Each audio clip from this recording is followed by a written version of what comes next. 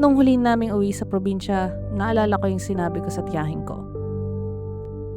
Magkikita pa ulit tayo. Isang mensahe ng pag-asa at panalangin na hindi pa iyon ang huli. Kaso, sadyang hindi mo talaga mahulaan ang hinaharap.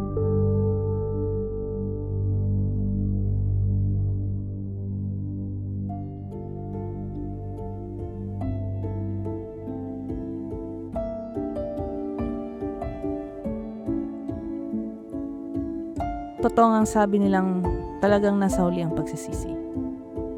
Sana dumalaw ako dito ng mas madalas para maraming panahon ko pa sila nakakasama.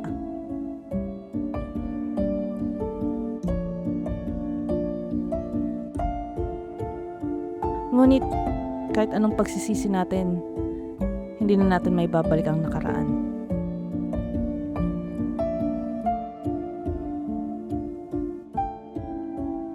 Ang magagawa na lamang natin,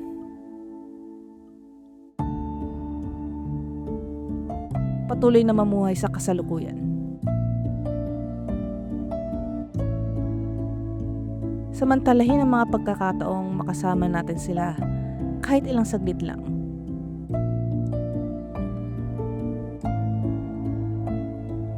Iparamdam natin ang ating pagmamahal. At sa gayon, hindi mabigat ang ating kalooban pagdating sa huli.